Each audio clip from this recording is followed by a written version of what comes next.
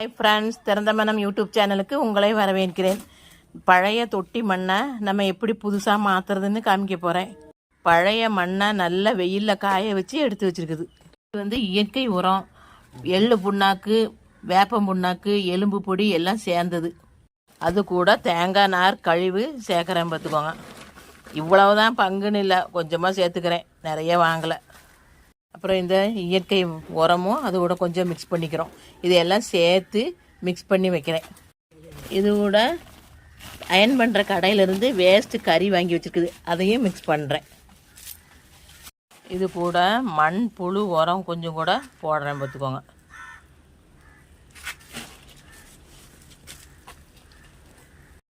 முதல்ல தொட்டியில் கொஞ்சம் எம்சான் போட்டிருக்குது. அதுக்கப்புறம் இந்த எல்லாம் மிக்ஸ் பண்ண மண்ணை ஒரு லேயர் போட்டிருக்குது. அதுக்கப்புறம் இந்த காஞ்ச இலை சருகுகளை ஒரு லேயர் போடுறேன் பார்த்துக்கோங்க. கேட்ரிங் செய்கிற இடத்துலேருந்து காய்கறி கழிவுகளை வாங்கிட்டு வந்து வச்சுருக்குது, அதையும் இதுக்கு மேலே ஒரு லேயர் போடுறோம்.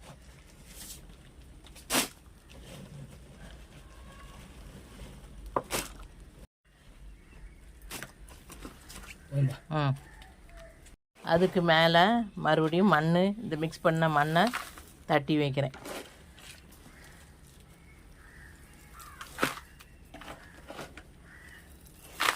மறுபடியும் காய்கறி வேஸ்ட்டு போடுறேன்.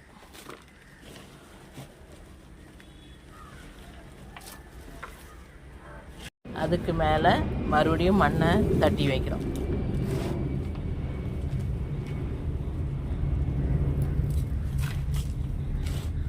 இதை அப்படியே மூடி வச்சு ஒரு மாதத்துக்கு அப்புறம் பார்த்தீங்கன்னா நல்ல வளமான தொட்டி மண் ரெடி.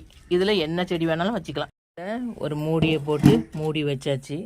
நிறைய பேர் இதில் புளிச்ச மோர், இந்த மாதிரி உயிர் உரம்லாம் கொடுக்கணும்னு சொல்லுவாங்க. இதில் காய்கறி வேஸ்ட்டு நிறைய இருக்கிறதுனால அதில் உள்ள ஈரப்பதமே போதும் பார்த்துக்கோங்க. ஒரு மாதம் கழித்து பார்க்கும்போது இதெல்லாம் கரெக்டாக செட்டாகி இருக்கும். நம்ம அதில் எந்த செடி வேணாலும் வச்சுக்கலாம். இந்த வீடியோ பிடிச்சதுன்னா லைக் பண்ணுங்கள், கமெண்ட் பண்ணுங்கள், ஷேர் பண்ணுங்கள், மறக்காமல் சப்ஸ்கிரைப் பண்ணுங்கள். தேங்க்யூ.